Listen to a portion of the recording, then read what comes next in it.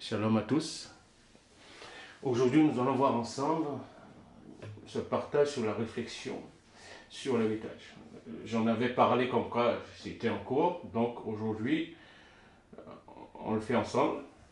Et avant de continuer, comme j'ai toujours l'habitude de faire, c'est de prier le Tout-Puissant, qui nous aide à marcher selon ses préceptes, ses ordonnances et ses commandements, qui nous aide à faire ce qui lui plaît, qui nous enseigne à faire ce qui lui plaît, et à marcher comme le Mashiach a marché lorsqu'il était sur la terre. Et qui nous ouvre l'écriture, qu'il ouvre l'écriture à nous, et que sa renommée soit connue sur toute la terre et son salut parmi toutes les nations. Qu'il en soit ainsi. Le verset de référence, c'est Deutéronome chapitre 10, verset 9. C'est pourquoi Lévi n'a ni part ni héritage avec ses frères. Le Tout-Puissant est son héritage, comme le Tout-Puissant, notre Créateur, le lui a dit. Que sa parole ne retourne pas lui sans effet. Je tiens à signaler ceci. Tout ce que je vais dire, j'aurai des comptes à rendre le jour du jugement. Tout ce que je vais dire, certaines personnes ne vont pas être contentes, d'autres vont être contentes, ça c'est leur problème. Moi, je veux que ma vie soit conforme, la vie de mes enfants, celle de mon épouse, nous soyons conformes à la Torah. C'est ce qui est hyper important. Parce qu'il a dit, celui qui garde mes commandements, celui qui m'aime, c'est celui qui garde mes commandements. Donc, comme je le dis, je le répète, moi je cherche la vérité. Et cette vérité va m'affranchir. Ok? Il est dit, dans Deutéronome chapitre 10, verset 9, il est dit, le Tout-Puissant est l'héritage. Ici, il est l'héritage de Lévite. Il est quoi pour nous? D'accord? C'est pourquoi je vous dis encore, faites des recherches.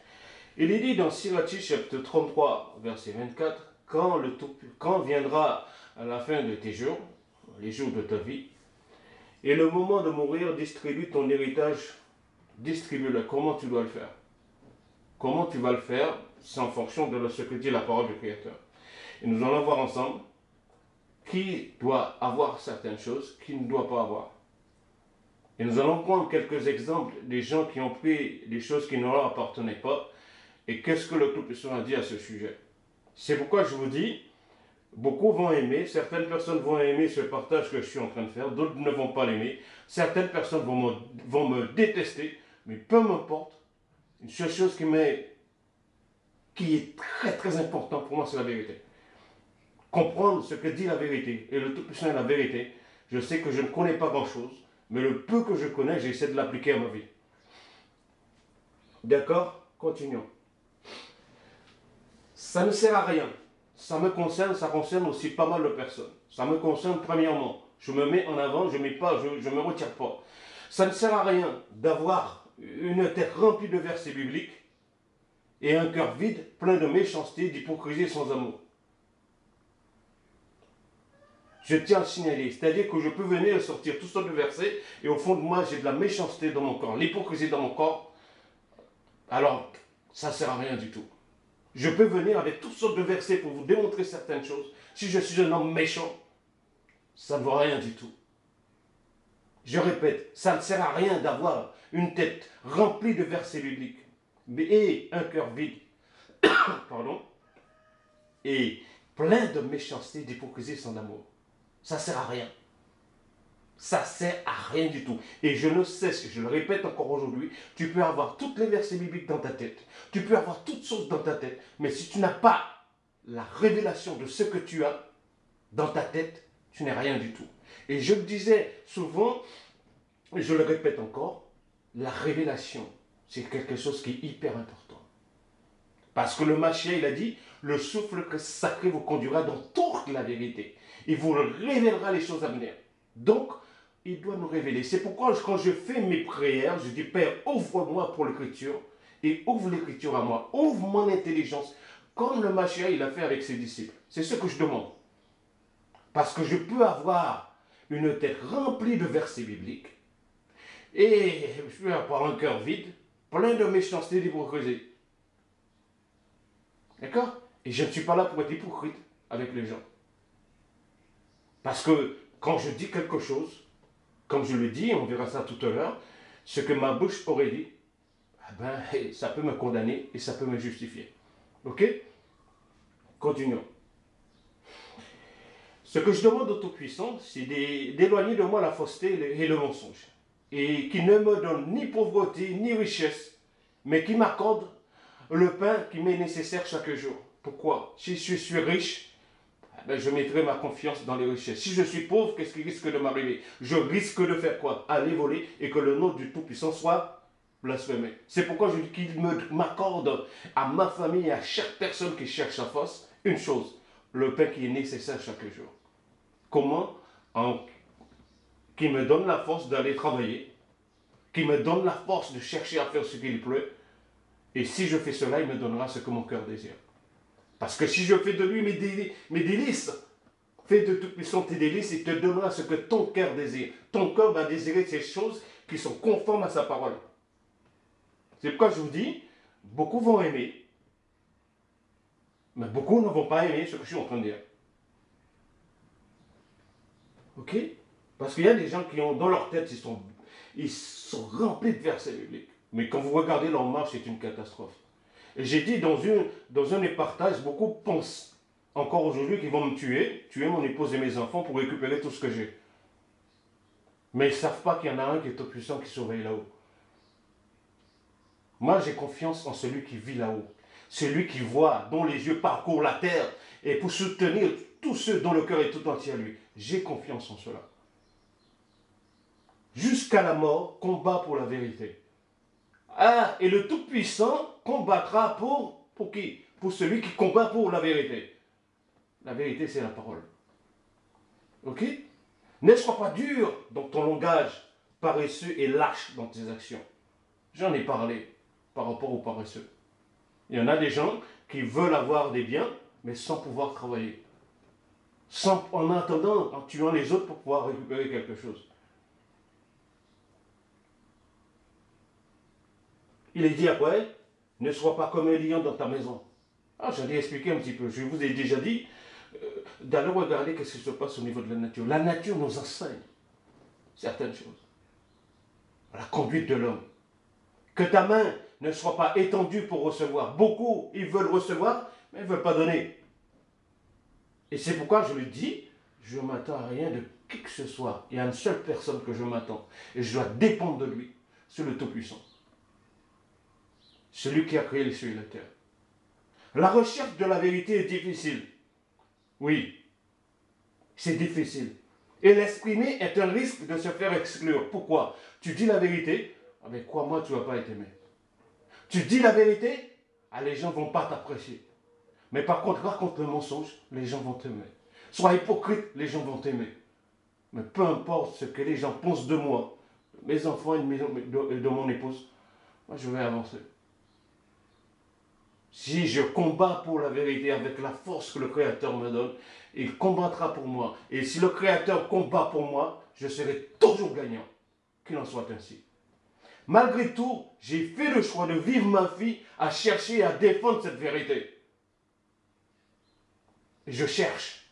Pourquoi le sabbat commence au lever du soleil? Pourquoi il doit commencer le vendredi? Je suis en train de faire des recherches. Et je n'ai pas fini. Et comme je disais à quelqu'un hier dans mon travail, je lui ai dit, mais il n'y a aucun verset biblique qui dit qu'on doit arrêter de travailler le vendredi à 15 h pour pouvoir commencer le sabbat au coucher du soleil. Il n'y a aucun verset biblique. Et si quelqu'un a cela, qu'il me le donne. Comme je vous ai dit, malgré tout, j'ai fait le choix de vivre ma vie à chercher à faire quoi? À chercher à défendre cette vérité. Peu importe ce que tu penses de moi, ce qui est important pour moi, c'est que le Créateur pense de moi. Ça, c'est hyper important. À quoi bon de gagner le monde si mon âme est perdue? Et c'est là encore les gens ne comprennent pas. Je suis venu à nu sur cette terre, je retournerai à nu. Je ne combattrai jamais pour les biens de qui que ce soit. Jamais de la vie. Parce que les gens vont dire, ah mais parce que tu as certaines choses, tu parles ainsi. Non. Même quand j'avais rien du tout. Quand j'allais travailler à pied, je faisais un certain nombre de kilomètres, je n'ai envié personne. Et je sais de quoi je parle parce que le Tout-Puissant, il est témoin de ces choses-là. D'accord? Je sais très bien de quoi je parle. C'est pourquoi je vous dis, la recherche de la vérité est difficile. Et l'exprimer est un risque de se faire exclure. Si je dis la vérité, les gens vont me détester. Et ça a été le cas, c'est encore le cas aujourd'hui. Malgré tout, peu importe que tu m'aimes pas, ben j'ai fait ce choix-là de vivre ma vie, à chercher à défendre cette vérité. Tu n'es pas content, c'est ton problème. Tu es content, c'est ton problème. Peu importe, le plus important pour moi, et mon épouse et mes enfants, que le Créateur, c'est que le Créateur pense de nous. Continuons. C'est quoi un héritage? C'est un patrimoine, patrimoine, excusez-moi, parce que j'ai du mal à parler, que laisse une personne à son décès.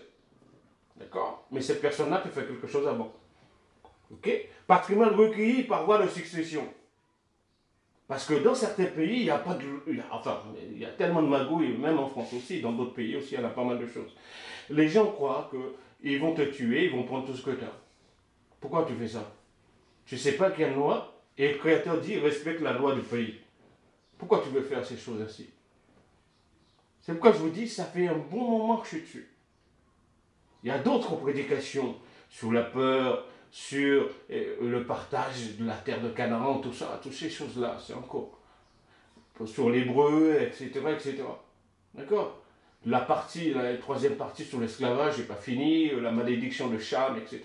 Il y a des choses que je n'ai pas fini encore, je suis en train de faire des recherches. D'accord? C'est quoi l'héritage?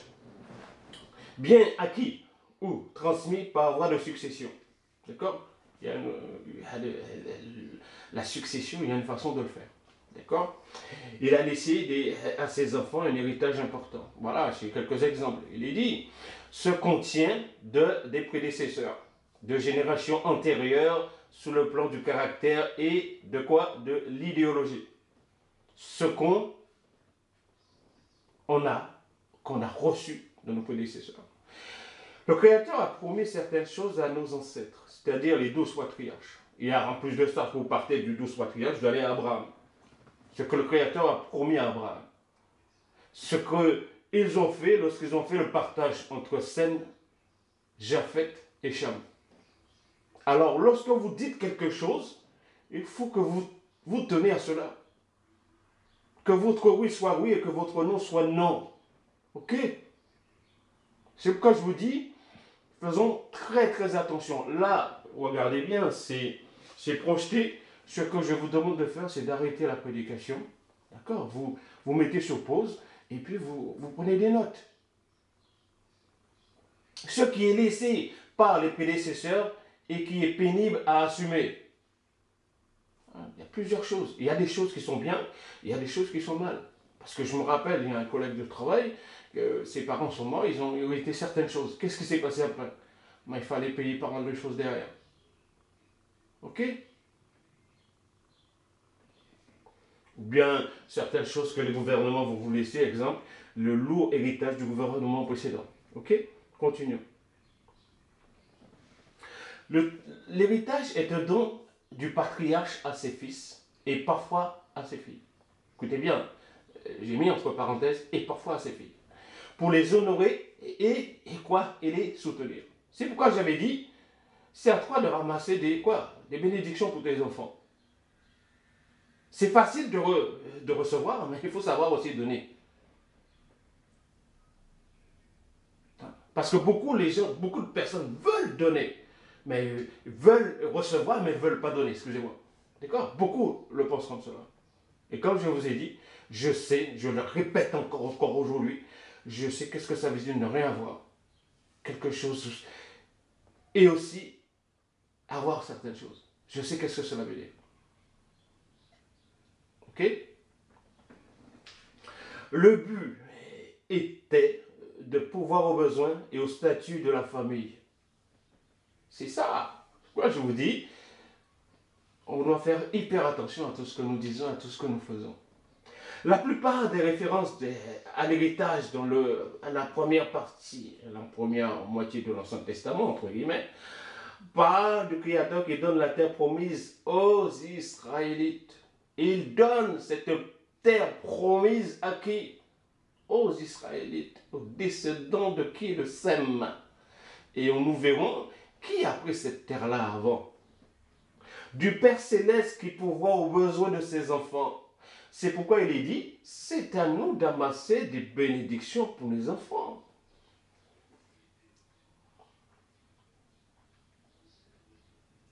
Le Tout-Puissant a donné des terres à chacune des familles et du peuple. Regardez un petit peu lorsque Josué a fait le partage de la terre avec les 12 patriarches, les 12 tribus d'Israël. D'accord? Il est dit si bien que les Israélites ne pouvaient y renoncer définitivement. S'ils la vendaient, elle leur revenait à l'année de jubilé. D'accord? C'est un ensemble. Ici, c'est une définition d'ensemble. Hein? D'accord? Et puis, nous allons voir aussi un petit peu qu'est-ce qui se passe au niveau des fils et au niveau des filles. Parce que, comme je l'ai dit, beaucoup se sont dit, ah, mais Pierre, il n'a que des filles là. Ah, c'est bon ça. On va tout prendre. Ah, vous savez, il y en a un qui est là-haut qui surveille tout. Il est dit, le Tout-Puissant a donné des terres à chacun des familles de son peuple, du peuple. D'accord? Il a promis quelque chose à Abraham. Et lorsque le Créateur promet quelque chose, il va jusqu'au fond. Jusqu'au bout, il va. L'homme propose et il ne fait rien. Mais lorsque le Créateur propose quelque chose, il va jusqu'au bout. Je sais, comme je vous ai dit, beaucoup ne vont pas aimer. Mais peu m'importe. Je combats pour la vérité. Et si vous n'êtes pas d'accord, vous allez vers le Créateur, lui dire, ah là, moi je ne suis pas d'accord avec toi. Vous allez lui dire que vous n'êtes pas d'accord. Il n'y a pas de problème. On avait déjà partagé Proverbes chapitre 19, verset 14. Vous avez 3 versions bibliques ici, la Martin, la Louis II et aussi la Septante. Mais il est dit, les pères partagent entre leurs enfants et entre les enfants leur maison et leur richesse. C'est comme cela, ça doit se passer. Mais la femme bien en harmonie avec un homme bien du Tout-Puissant. Ce que tu as acquis par la bénédiction du Tout-Puissant, tu le partages avec tes enfants. Mais une femme en harmonie avec trois, seule personne qui peut te le donner, c'est le Tout-Puissant. J'en ai déjà parlé un petit peu. Et je l'avais dit, comme quoi j'allais revenir dessus. D'accord?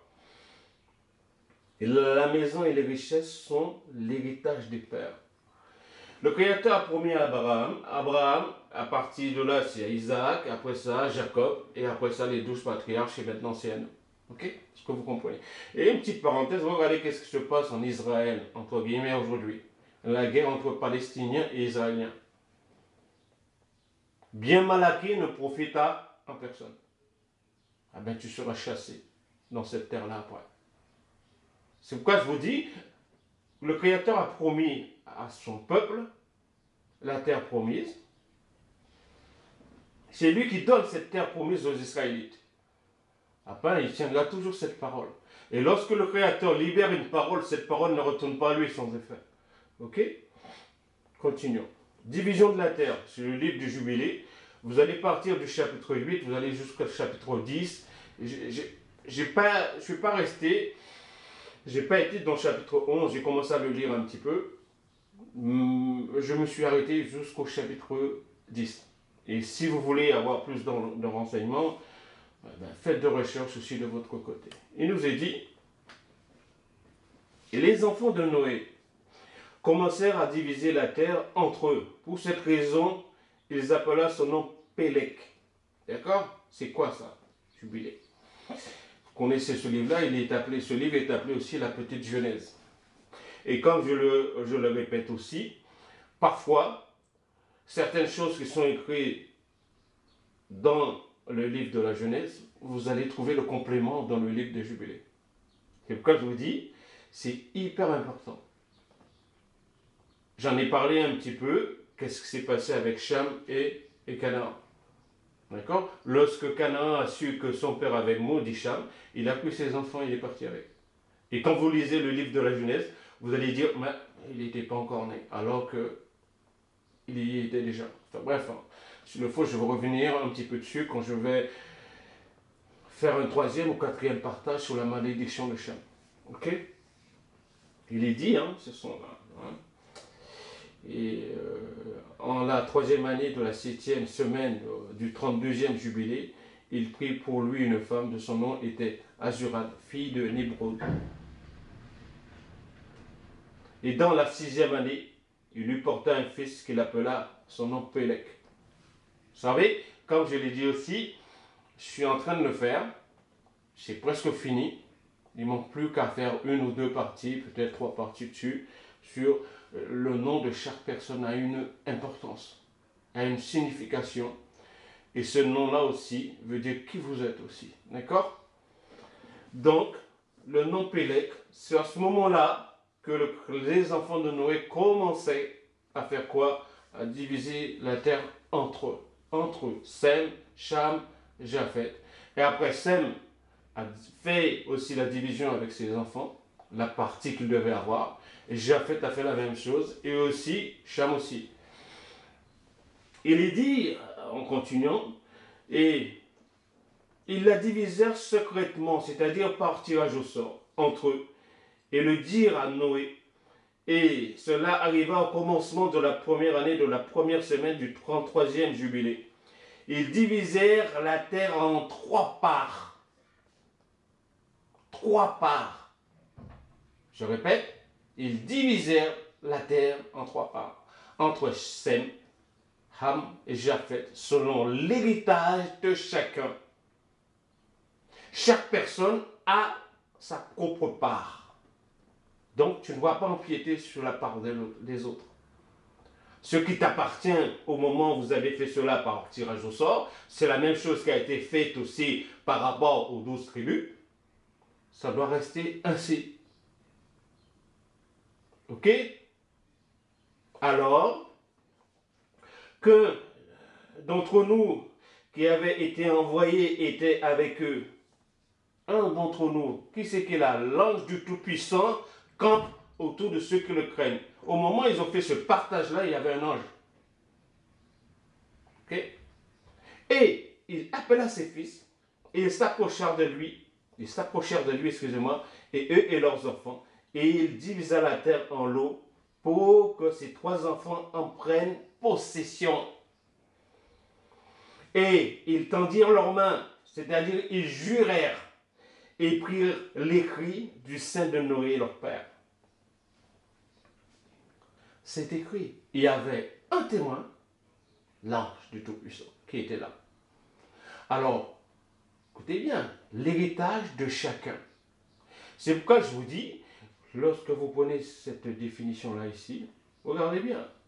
L'héritage est le don du patriarche à ses enfants, et parfois à ses filles. Donc, Sem a eu sa part, Cham aussi, et Japheth. Et qu'est-ce qu'ils devaient faire après? C'est le partage entre leurs enfants à eux. Et ça, vous allez lire dans le livre de Jubilé. Il est dit après, un bien acquis par fraude ne profite jamais longtemps. D'accord? C'est quelques petits proverbes que je suis en train de projeter. Bien mal acquis ne profite jamais. Seule une conduite honnête préserve du pire. L'honnêteté. Aujourd'hui, qui est honnête aujourd'hui? Quand je prends Exode chapitre 33, verset 2, il est dit, j'enverrai mon ange devant toi. Mon ange devant toi. D'accord? J'enverrai devant toi mon ange. Un ange. Et je chasserai les Cananéens. J'ai mis entre guillemets en rouge les Cananéens, les Amoréens, les Essiens, les Phérésiens, les Éviens et les Phérésiens. Je les chasserai devant toi. Pourquoi j'ai mis cela? Avant de parler de ce qui s'est passé avec Canaan. Pour que les gens, nous puissions comprendre. Pas les gens, parce que moi, je ne peux pas m'exclure. Je suis aussi dedans. D'accord? Donc, si je m'exclus, c'est-à-dire, c'est comme si je dis, je suis supérieur à vous. Non, pas du tout. Je suis comme vous. Parce qu'il est dit au sujet d'Élie, il était un homme comme nous. Donc, c'est pourquoi je vous dis, le Tout-Puissant dit, j'enverrai devant toi un ange. Et à partir de là, le Tout-Puissant va chasser les Cananéens, les Éviens, etc. devant les Israélites. Pourquoi? Pourquoi le Créateur va-t-il faire cela? N'oubliez pas ici. Ils divisèrent la terre en 3 parts. Ils ont fait quoi? Par tirage au sort. Toi, tu vas aller au sud, tu vas aller au nord, tu vas faire ceci, cela. D'accord? C'est comme cela, ça a été établi. C'est pourquoi je vous dis, continuons. On doit faire hyper attention à tout ce que nous faisons. Jubilé chapitre 9. Et voici les fils de Noé séparèrent entre leurs fils en présence de leur père Noah. Ils firent quoi? Ils séparèrent entre leurs fils. C'est-à-dire que Sem a séparé avec ses fils, et Cham pareillement, et Japheth aussi. D'accord? Et il les lia par un serment engageant une malédiction sur chacun qui cherche à saisir la part qui ne lui a pas été échue dans son lot. Je répète, il y a par serment engageant une malédiction sur chacun qui chercherait à saisir la part qui ne lui a pas été échue dans son lot. Si tu n'es pas content de ce que je suis en train de dire, va dire au Créateur que tu n'es pas content. C'est pourquoi je dis, je répète, je ne me battrai jamais contre qui que ce soit au sujet d'un héritage. Jamais. Avec ce que je suis en train de lire et avec les connaissances que le Créateur a permis que je puisse avoir, jamais.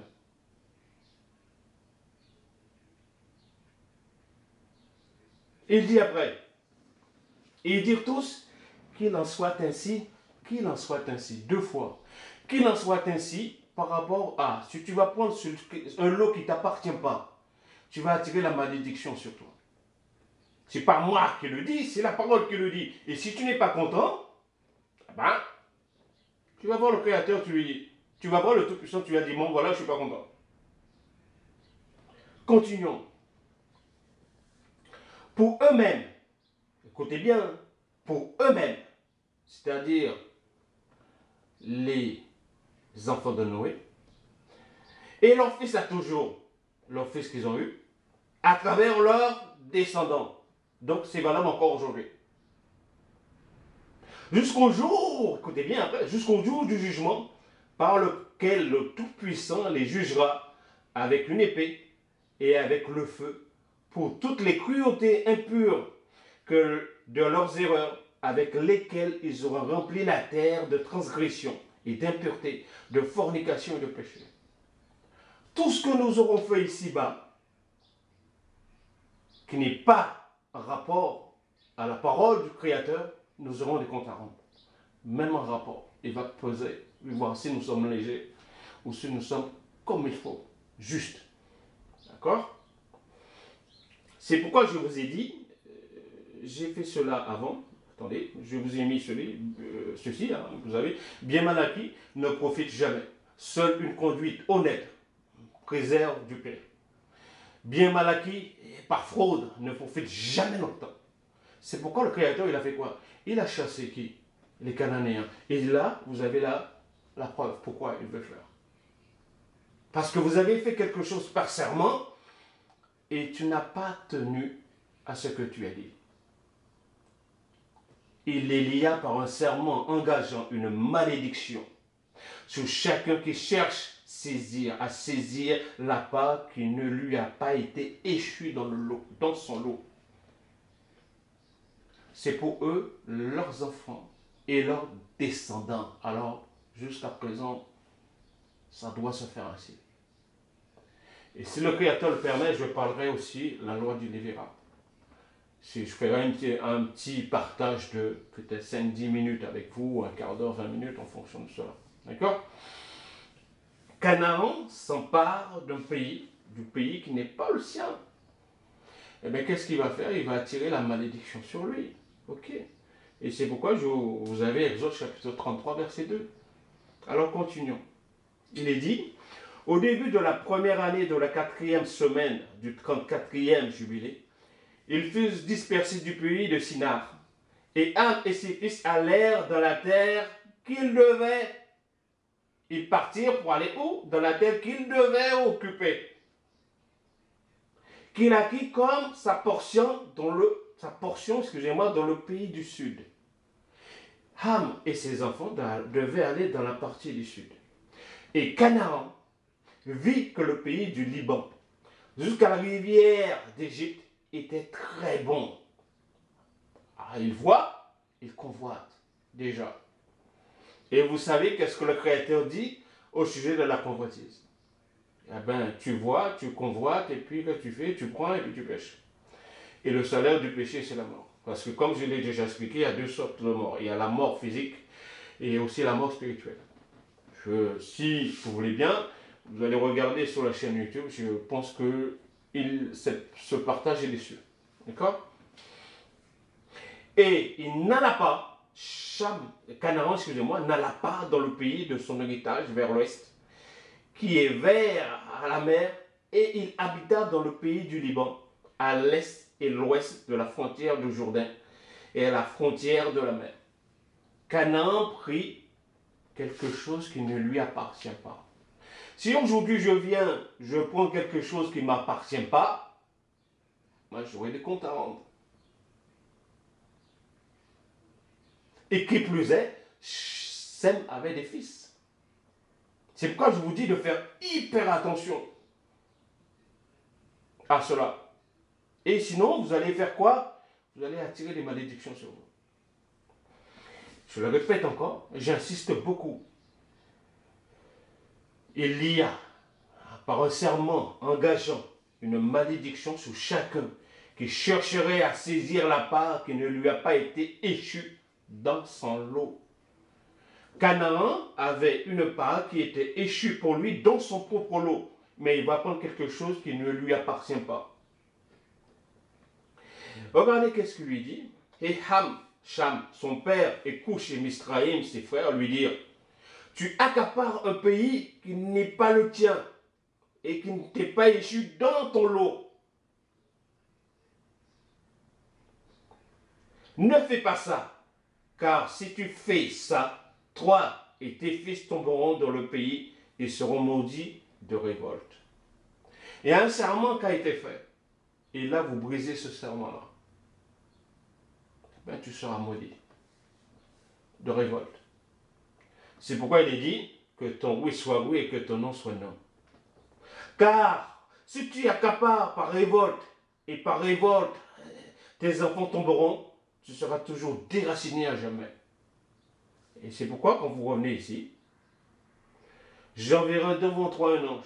Je chasserai, le Tout-Puissant va chasser les Cananéens, les Amoréens, les Étiens, les Phérésiens, les Éviens et les Jébusiens. Pour faire quoi? Pour donner aux enfants d'Israël la terre que le Créateur avait promis à Abraham. Et cette terre-là, Abraham, c'est un sémite qui appartenait à Sem. Et c'est là encore, vous voyez encore, moi, je n'ai pas fait la généalogie d'Abraham pour vous le démontrer ce sujet. J'aurais dû le faire. J'aurais dû le faire pour que vous puissiez comprendre un petit peu. Alors, c'est pourquoi je vous dis, faites très, très, très attention. Continuons. N'habite pas dans l'habitation de Sem, car cela revient à Sem et à ses fils dans leur lot. Si Sem avait des fils, il devait avoir aussi certainement des filles. D'accord? Il dit après: maudit sois-tu et maudit seras-tu devant tous les fils de Noé, selon la malédiction par laquelle nous nous sommes engagés par un serment. Tu prends quelque chose qui n'est pas le tien, ils ont fait un engagement et tu auras le compte à rendre. En présence du juge sacré, excusez-moi, qui était? Alors, regardez bien, c'est pourquoi je vous ai mis ici. Il faut faire vraiment très très attention à ça. Là, numéro 29. Ok? Ici, là. Regardez, vous avez ici, la souris ici. Là, un ange ici. Ok? Et quand je continue, selon la malédiction par laquelle nous nous sommes engagés, Sem, Cham et Japheth.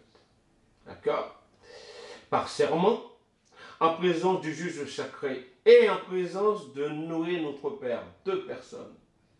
Que toute déposition se fasse entre 2 ou 3. Noé et l'ange, c'est par déposition ça a été fait. Mais Canaan ne les écouta pas et habita lui et ses fils dans la terre du Liban, de Hamath jusqu'à l'entrée de l'Égypte, jusqu'à ce jour. Jusqu'à ce jour. Et ici, il est dit, c'est pour cette raison. Et pour cette raison, ce pays est appelé Canaan. Le pays de Canaan. C'est le cas que le Créateur a promis à ses enfants. Regardez qu'est-ce qu'il dit dans Genèse chapitre 13, verset 15. Car tout le pays que tu vois, je le donnerai à toi et à ta postérité pour toujours.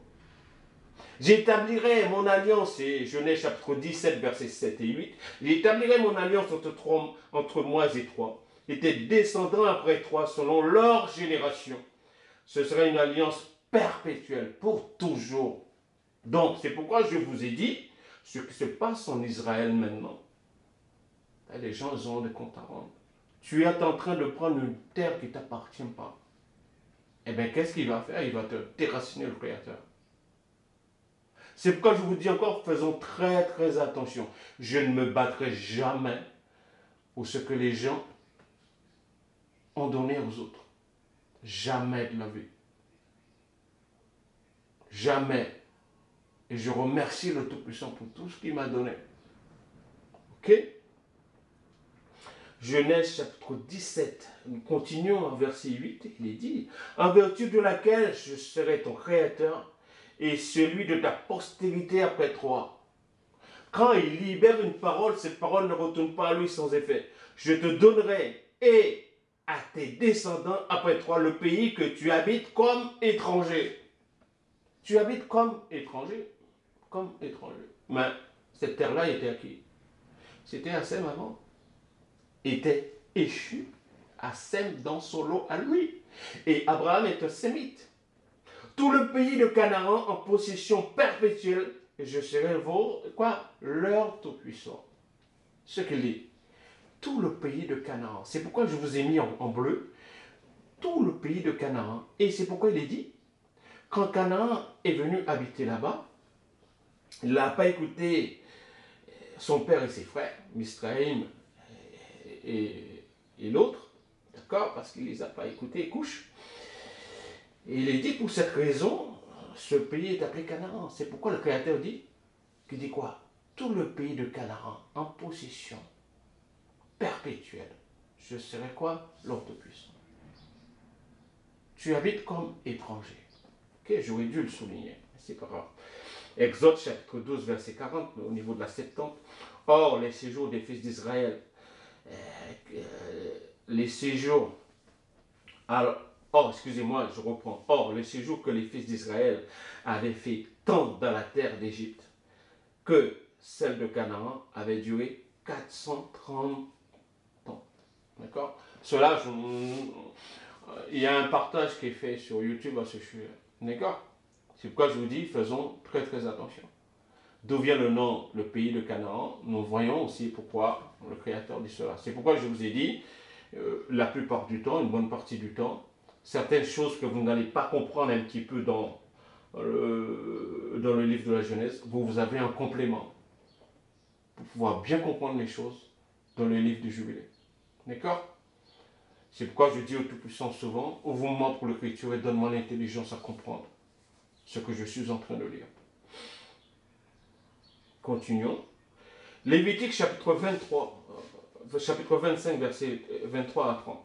Vous savez, il est dit, hein, si ton frère devient pauvre et vend une portion de sa propriété, celui qui a le droit de rachat, son propre parent, viendra et rachètera ce qu'a vendu son frère.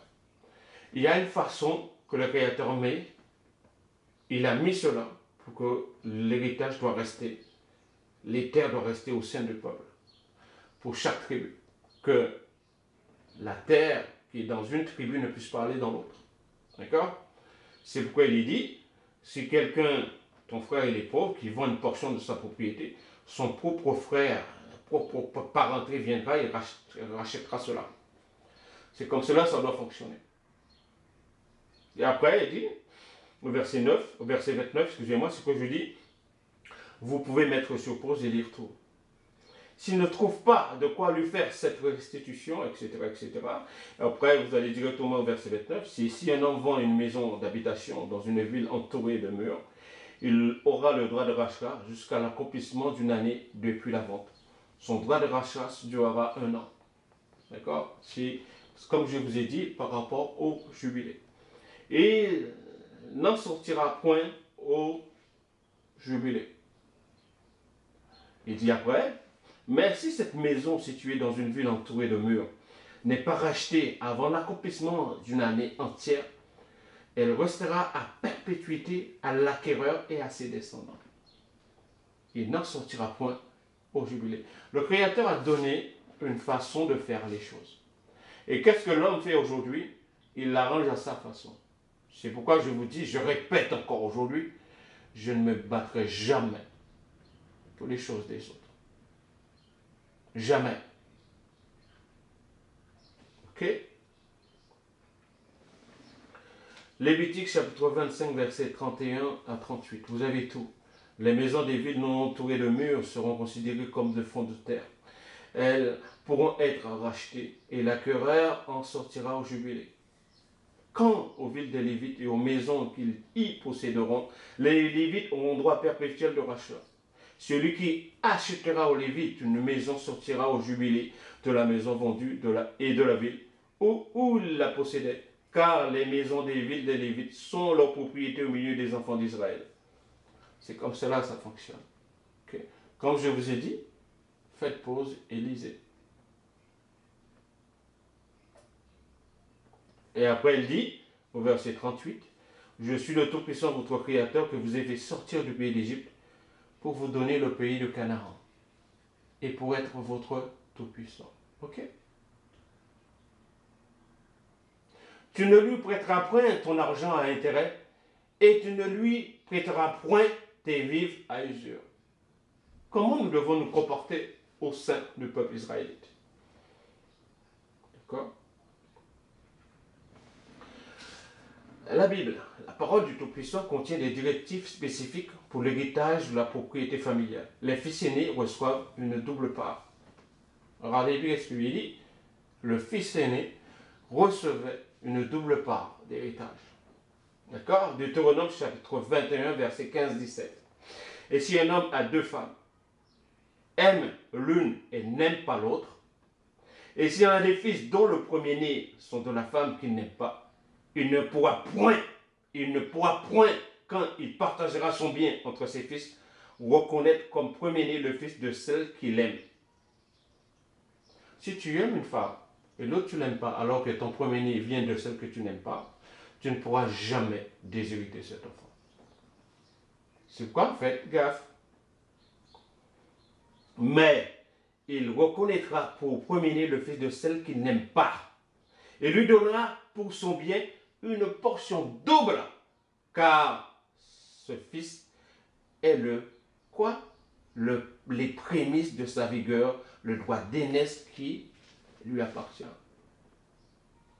Bon, et si cet homme-là avait un enfant, il vient mourir, tu ne peux pas enlever le droit d'aînesse qui revient à ses enfants. Alors faites gaffe. C'est pourquoi je vous dis, je ne me battrai pas contre qui que ce soit. Il est bien dit, ton premier-né, il est d'un des femmes que tu n'aimes pas parce que tu en as eu deux. Et cet enfant-là, il a le droit d'aînesse. Tout ce qu'il aura appartient à ses enfants. Alors faites attention. Il lui sera donné sur son bien une portion double, sur ce bien de son père. C'est comme cela. Et cet homme-là, si demain après il meurt, il a laissé des enfants, ben ça ira aux enfants. C'est comme cela, parce que nous allons voir cela par rapport à Job. En l'absence de fils, les filles pourront hériter des terres de leur père. C'est l'Écriture qui le dit, c'est pas moi. Donc, chapitre 27, versets 7 à 8. Les fils de Sélophard ont raison. Tu leur donneras un héritage, une possession parmi les frères de leur père. Les filles d'un tel. Parce qu'il faut faire attention, mes bien-aimés. Et c'est à elles que tu feras passer l'héritage de leur père. C'est comme cela sur doit se faire. Si tu n'es pas content de ce que je suis en train de dire, il faut avoir le Créateur. Le Créateur m'a préservé de beaucoup de choses. Et je lui dis gloire à son nom. Je le remercie beaucoup. Tu parleras aux enfants d'Israël et tu diras, lorsqu'un homme mourra sans laisser de fils, vous ferez passer son héritage à sa fille. C'est pourquoi je vous dis encore, beaucoup se sont dit, ah Pierre, il n'a que des filles, c'est bon ça, on va tout prendre. Il y en a un qui est là-haut, et sa parole ne retourne pas à lui sans effet. Si un homme meurt sans laisser de fils, vous ferez passer son héritage à sa fille, et non à quelqu'un d'autre. En l'absence d'un héritier direct, un serviteur fidèle ou un parent plus éloigné pouvait hériter des terres. C'est la parole qui le dit, c'est pas moi. Nombre chapitre 27, versets 9 à 11. S'il n'a pas de fille, vous donnez son héritage à ses frères. C'est comme cela que ça passe. Si cette personne est morte et il n'a pas de fils, il n'a pas de fille, ce sont les autres frères qui vont l'avoir. C'est la parole du Créateur qui le dit. S'il n'a pas de frère, vous le donnerez son héritage aux frères de son père. C'est comme cela que ça fonctionne. S'il n'a pas de frère de son père, vous le donnerez un héritage aux plus proches parents de sa famille. Parce qu'il ne faut pas que l'héritage sorte d'un côté pour aller d'un autre. Comme cela, ça se passe. Et c'est lui qui le possédera. Ce sera pour les enfants d'Israël une loi et un droit comme le Tout-Puissant l'a ordonné à Moïse. C'est une loi et un droit. Tu ne peux pas enlever le droit à quelqu'un. Tu ne peux pas enlever la loi du Créateur pour faire quelque chose d'autre. Et c'est pourquoi je vous ai dit, beaucoup ne vont pas aimer ce que je suis en train de dire. Après, les gens vont dire que je suis méchant. Bon, ah oui, là, il sort beaucoup de versets bibliques là, machin. Non, je ne suis pas mauvais, mais bien aimé. La plupart du temps, quand je parle, les gens vont dire, ah, je ne tiens pas compte. Et après, quand ils verront après certaines choses arriver, ils vont dire, ah, Inès avait raison. Genèse chapitre 15, verset 2. Abraham répondit, oh, Tout-Puissant, que me donneras-tu? Je m'en vais sans enfants, et l'héritage de ma maison, c'est Eliezer de Damas. Qu'est-ce que le Tout-Puissant? En aucun cas. Il dit bien, regardez, en aucun cas, les terres d'un homme ne pouvaient-elles sortir de sa tribu. En aucun cas.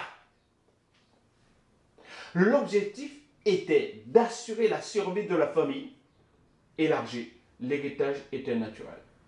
En aucun cas, les terres d'un homme ne pouvaient-elles sortir de sa tribu. En aucun cas. Proverbe chapitre 13, verset 22. Est le seul passage qui décrit comme une vertu. L'homme de bien, excusez-moi, a pour héritage les enfants de ses enfants. Mais les richesses du pécheur sont réservées pour le juste.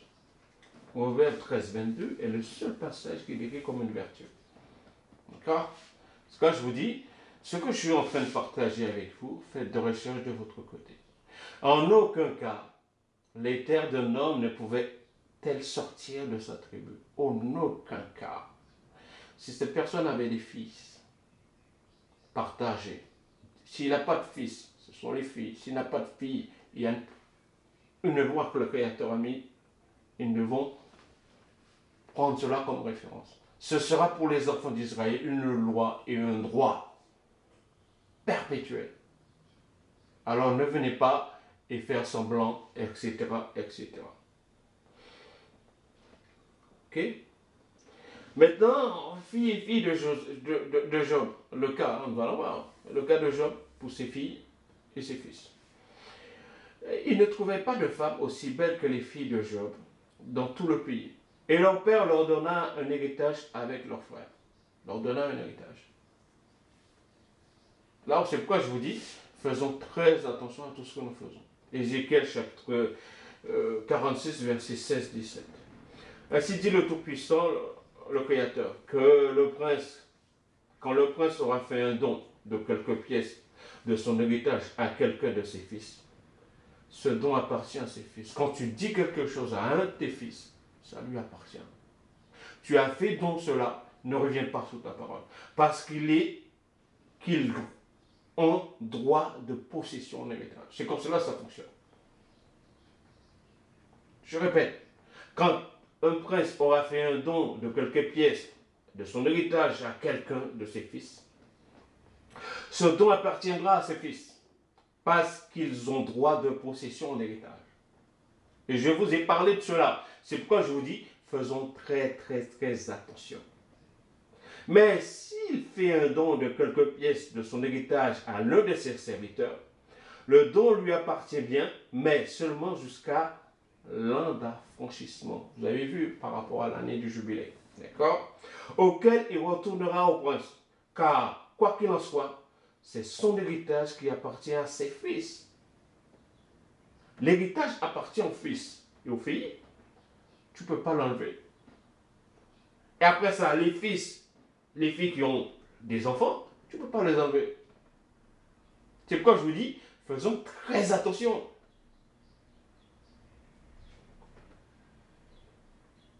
Maintenant, regardez un peu le cas de Caleb. Josué chapitre 14, verset 9.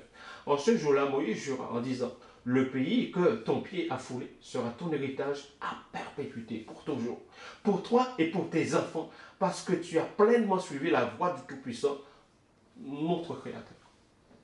En suivant les voies du Tout-Puissant, il te fera grâce. Il te fera grâce. Ok? Mais la terre promise qu'il a promis à ses enfants en Israël, tous ceux qui viendront pour aller prendre cette terre-là, le Créateur va les déraciner. Pourquoi je vous dis, faites-en très attention.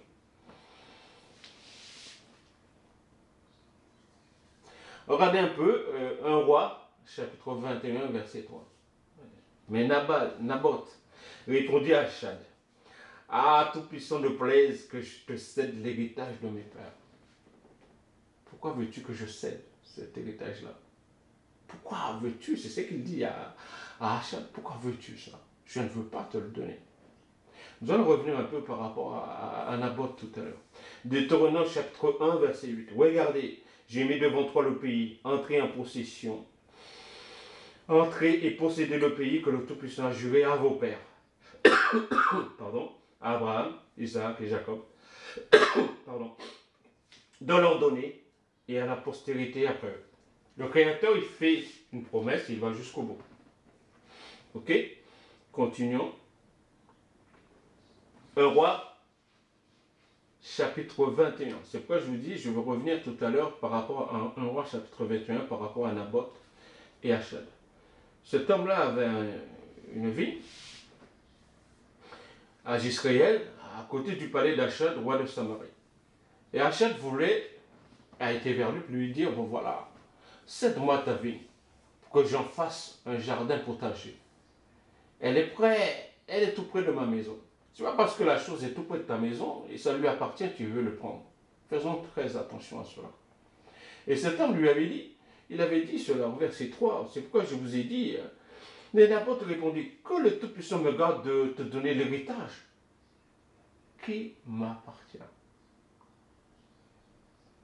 Et cet homme rentra dans sa maison triste et irrité à cause de cette parole que lui avait dit, quoi? Dites Naboth. Parce que le gars, il ne veut pas vendre sa part, tu te trouves irrité. Pourquoi? Ça ne t'appartient pas, ça lui appartient, ça il fait ce qu'il veut avec.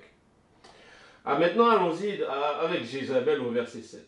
Jézabel, sa femme, lui dit, est-ce bien toi maintenant qui exerces la souveraineté sur Israël? Ça veut dire que tu n'es pas roi, mais tu fais ce que tu veux, quoi. Mais il y a une loi que le Créateur a donnée. Il a donné un droit à ses enfants. Alors on doit respecter ces lois. On doit respecter ce droit que le Créateur a institué. Il dit, regardez qu'est-ce qu'elle dit après. Moi, je te donnerai la vigne de Naboth de Jisraël. Il n'a pas dit que le Tout-Puissant va lui donner. Il dit c'est elle qui va le faire. Alors faisons attention quand les gens te disent, moi je te donne ceci, je te donne cela. Mais est-ce que c'est un rapport par rapport au partage, au serment que vous avez fait avant? Faisons très très attention à cela. Très attention. Je répète, encore, beaucoup ne vont pas aimer et d'autres vont dire, bah, c'est bien ce qu'il dit, c'est la vérité. Mais il n'aurait pas dû. Non. La parole le dit, moi je le mets en application. On m'a fait beaucoup de reproches sur certaines choses et que les gens continuent encore à me faire des reproches. Si je suis en accord avec la parole, j'essaie de mettre ma vie conforme à cela, peu importe ce que les gens diront, j'irai jusqu'au bout. D'accord? Jézabel dit, bah, moi je vais te donner. D'autres personnes vont te dire, ah bon, moi je vais te donner ceci, je te donne cela. Est-ce que c'est comme ça le Créateur? Il a dit, non, c'est pas ainsi. Ok? lisez tout le machin, lisez tout. Qu'est-ce qu'elle fait après? Elle met quelque chose en place, Jézabel, pour faire passer Achab comme quelqu'un qui a maudit le Créateur et le roi. Déjà, tu prends deux témoins et ils sont en train de diffamer. Ils sont en train de faire des faux témoignages contre quelqu'un qui reste droit par rapport à la parole du Créateur. Tu seras toujours perdu. C'est pourquoi il est dit, il ne faut pas avoir peur de celui qui peut faire mourir le corps, mais avoir la crainte de celui qui peut faire mourir l'âme et le corps. Jézabel a fait tuer qui? Naboth. D'accord? Mais elle va récolter ce qu'elle a semé après. Et la parole du Créateur, regardez bien comme je vous ai dit, prenez-le dehors, lapidez-le et qu'il meure. C'est ce qu'elle a donné comme consigne. Et après, cet homme-là, il est mort à cause de ce que Jézabel a fait.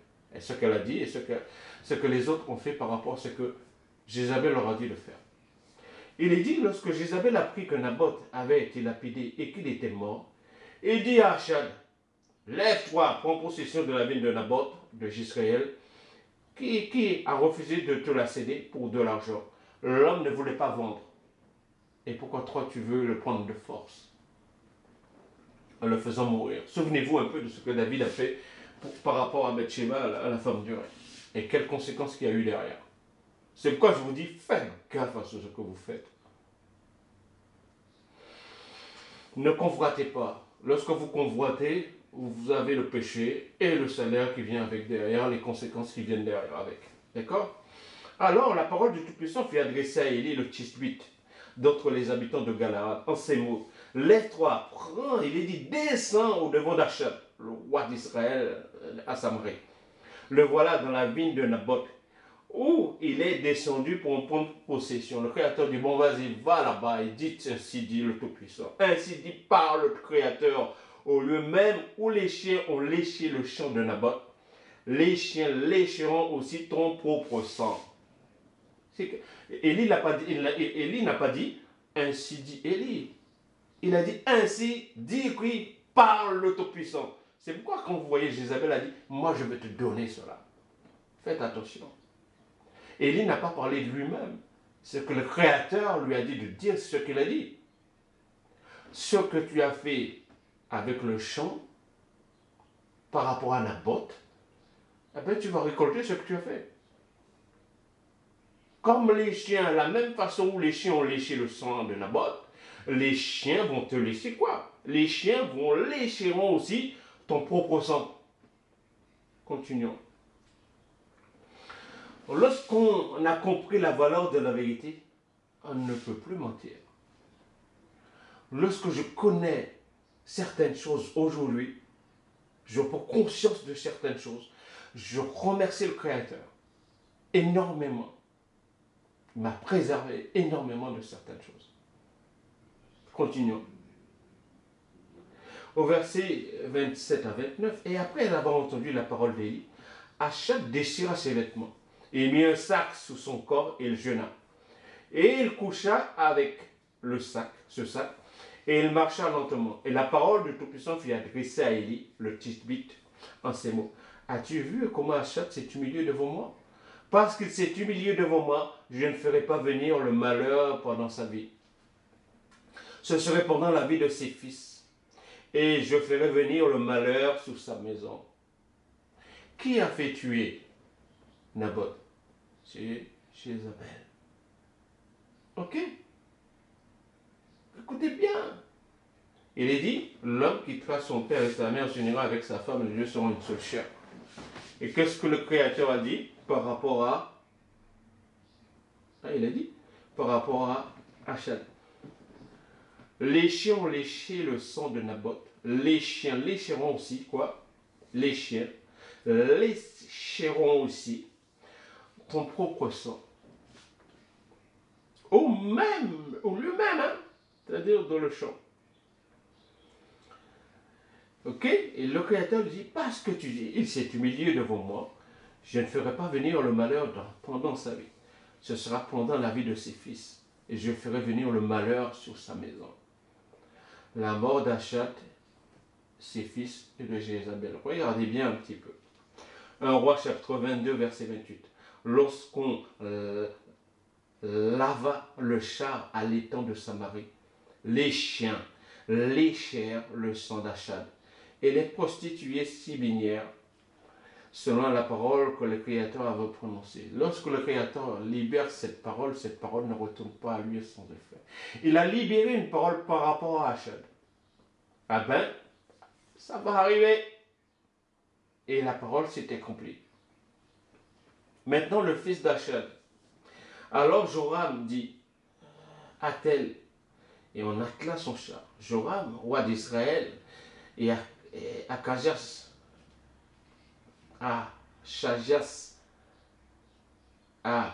excusez-moi, roi de Juda, sortirent chacun dans son char pour aller devant Jéhu. Et ils le rencontrèrent dans le champ de Naboth de Jezreel. Ils l'ont rencontré là-bas. Dès que Joram vit Jéhu, il dit, est-ce pour la paix? Est-ce la paix, Jéhu? Jéhu répondit, quoi la paix? Tant que durent les prostitutions de Jézabel, ta mère, et la multitude de ses sortilèges, Joram sorta, tourna, bride, et s'enfuit. Et il dit à Akazia, trahison Akazia. Mais Jéhu saisit son arc, et il frappa Joram entre les épaules. La flèche sortit par le cœur, et Joram s'affaissa dans son char. Souvenez-vous qu'est-ce qu'il a dit au verset 21, au verset 29 de 1 Roi chapitre 21. Il avait dit, je ferai venir le malheur sur sa maison. Ce sera sous ses fils, passe pendant la vie d'Achad. D'accord? Il dit, prends-le et jette-le dans le champ de Naboth de Jezreel. Car souviens-toi, lorsque moi et toi nous étions ensemble à cheval derrière Achad, son père, le Tout-Puissant avait prononcé contre lui cette sentence. J'ai vu hier le champ de Naboth et le sang de ses fils, dit le Tout-Puissant. Et je te rendrai l'appareil dans ce champ même. Et dit le Tout-Puissant, prends-le donc et jette-le dans le champ, selon la parole du Tout-Puissant. J'ai eu à exécuter comme le Créateur avait dit. Et qui c'est qui lui a donné la force d'exécuter ce que le Tout-Puissant a fait? A dit, excusez-moi. C'est le Tout-Puissant qui a dit, voilà, c'est ces choses-là qui vont arriver. Il a dit, je ferai venir le malheur sur sa maison. Ce sera pendant la vie de ses fils. Eh bien, ses fils aussi sont tombés où? Dans le champ aussi. Il y avait Naboth, qui est mort là-bas. Achad, maintenant ses fils. Maintenant, regardez un petit peu par rapport à Jézabel. 2 Rois chapitre 9, versets 29 à 37. Jéhu entra dans Israël, Jézabel l'ayant pris et mis du feu à ses yeux. Qui c'est qui met du feu à ses yeux aujourd'hui? Hein? Les prostitutions, regardez bien, hein, qu'est-ce qu'il dit? On va revenir un petit peu, on est presque arrivé à la conclusion. Il est dit hein, les sortilèges. Écoutez bien, au verset 22 de 2 Rois chapitre 9. Dès que Joram vit Jéhu, il dit, est-ce la paix, Jéhu? Jéhu répondu, quoi, la paix? Tant que durent les prostitutions de Jézabel, ta mère et la multitude de ses sortilèges. Quoi, la paix? Tu ne peux pas avoir la paix parce que ta mère fait quoi? Et ces prostitutions durent toujours et ces sortilèges encore aujourd'hui. Tu penses que tu auras la paix à cause de cela? Et c'est pourquoi je vous dis, qui c'est qui met des phares sur ses paupières aujourd'hui? Sur les yeux, qui c'est qui met cela? Et c'est pourquoi vous avez beaucoup de gens, on les appelle des Jézabel. Il y a même des prédicateurs, alors femmes c'est encore pire, on dirait que c'est des voitures volées. Je vous dis encore, les bébés, il y en a qui prêchent, vous allez voir sur YouTube, la femme est habillée avec un pantalon, on dirait que c'est un saucisson, d'accord? Et les yeux, si vous voyez ça, mes bien-aimés, je me demande parfois, je ne comprends pas, mais je dis, Père, c'est toi qui connais toutes choses. À toi la vengeance, à toi la rétribution.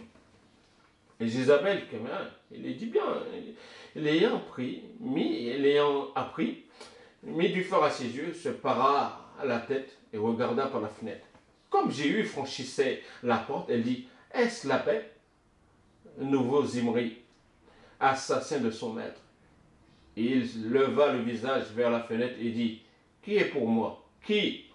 Et 2 ou 3 eunuques le regardèrent et s'approchant de la fenêtre.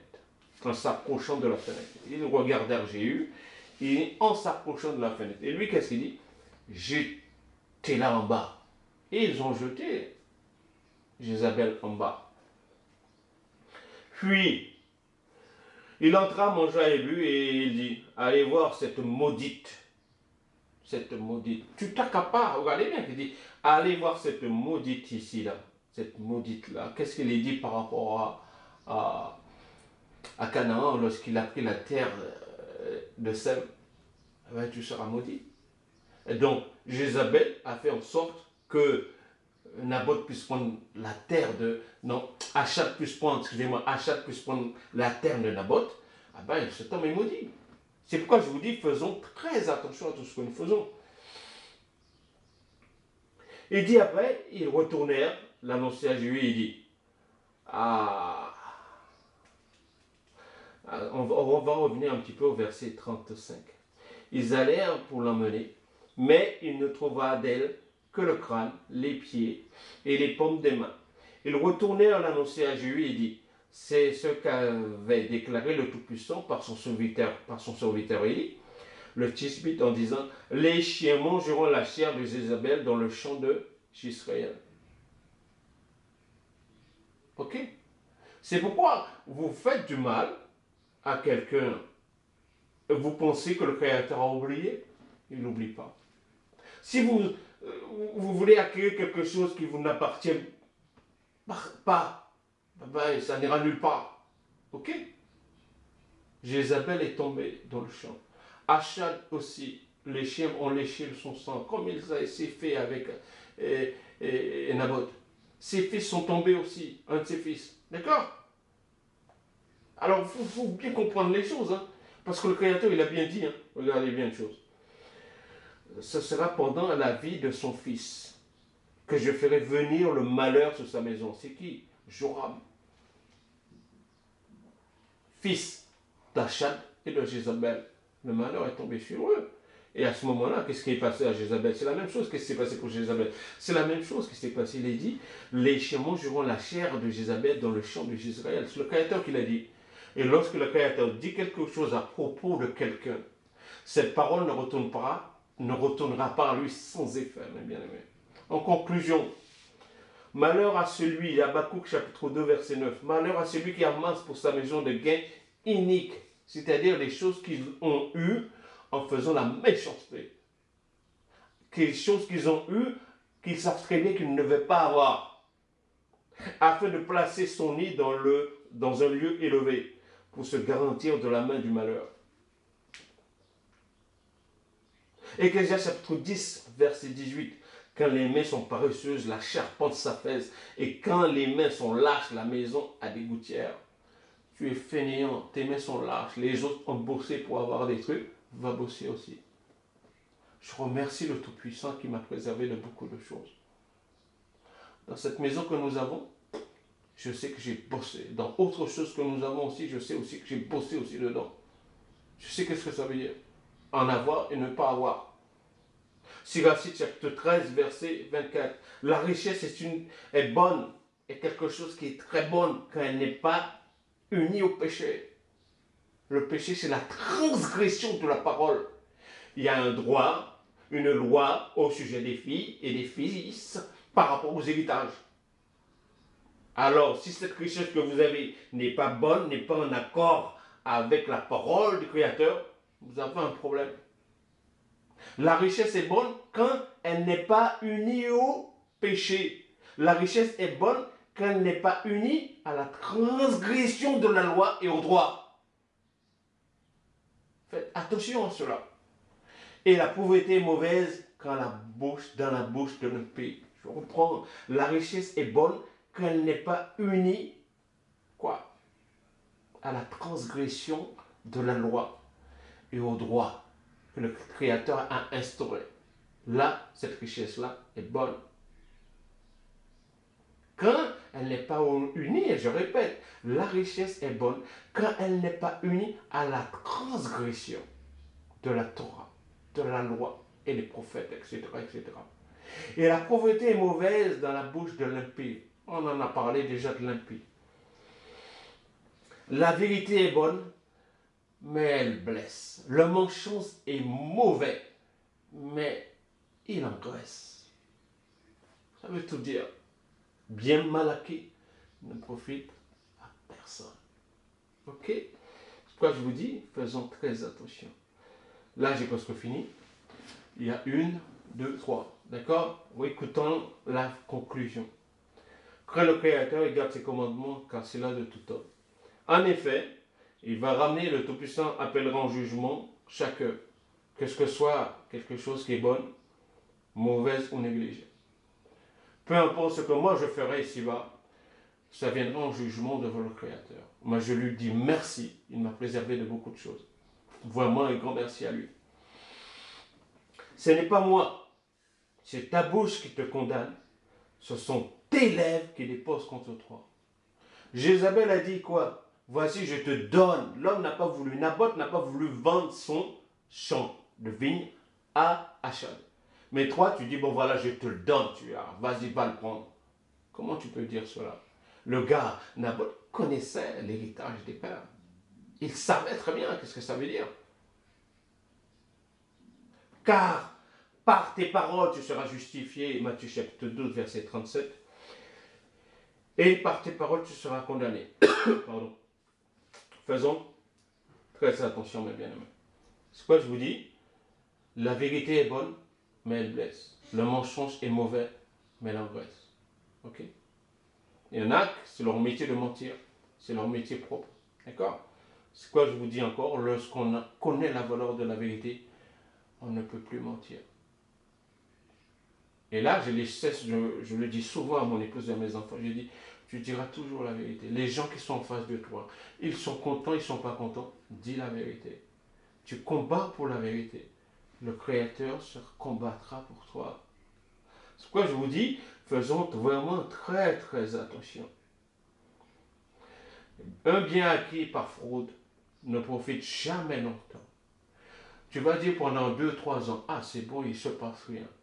Mais quelque temps après, 20 ans, 30 ans, 20, 40 ans, ça va venir.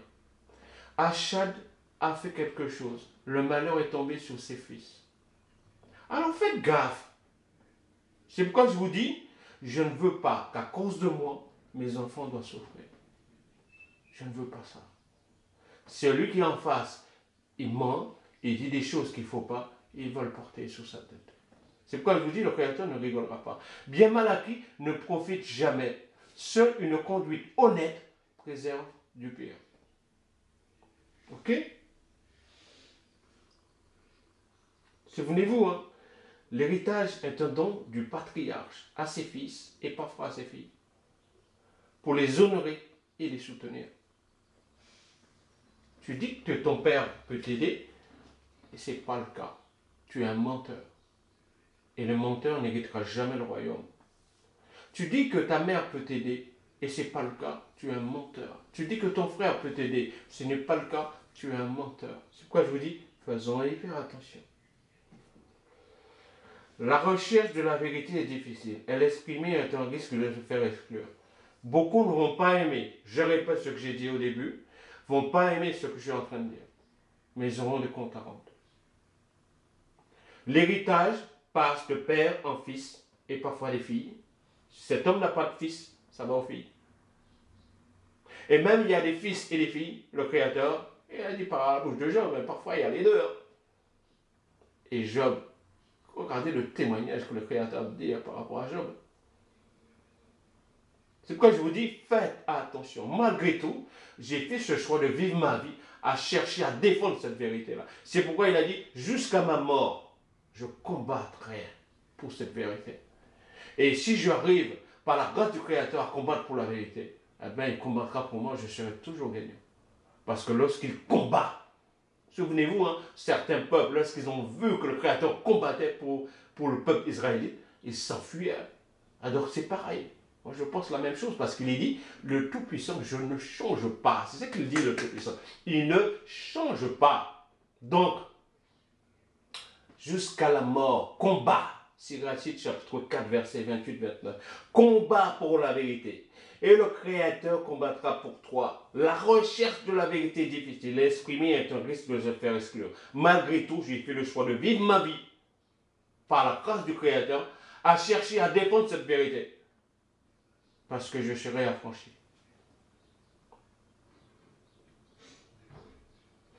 Ça ne sert à rien, je répète ce que j'ai dit au début, ça ne sert à rien d'avoir une tête remplie de versets bibliques. C'est valable pour moi.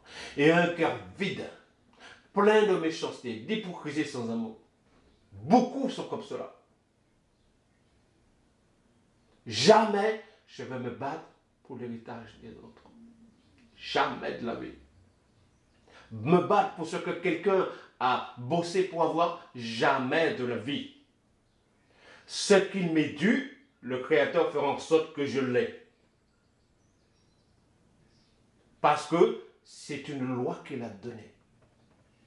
Regardez bien. C'est pourquoi je vous dis, faisons hyper attention. Qu'est-ce qu'il dit?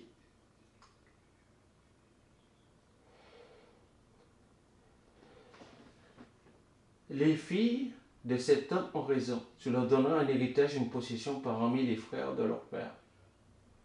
Ok? Lorsqu'un homme mourra sans laisser de fils, vous ferez passer son héritage à sa fille. Ce sera pour les enfants d'Israël une loi. Et quoi? Et un droit. Alors, cette loi-là existe toujours et ce droit-là existe toujours. Père, sois glorifié, sois béni, sois exalté, Père, au siècle des siècles. Si dans mon cœur, il y a beaucoup de versets bibliques, si en moi, j'ai un cœur vide, où irai-je, Père? Ce que je désire, Père, c'est que ta volonté s'accomplisse dans ma vie. Ce que je désire, Père, c'est faire ce qui te plaît. Parce que tu amèneras au jugement tout ce qui est délaissé, tout ce qui est bon, tout ce qui est mauvais que j'aurais fait ici-bas.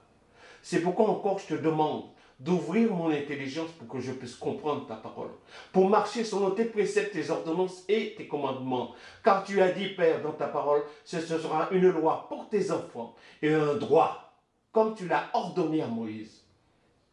Père, sois élevé, sois exalté, sois béni au siècle des siècles.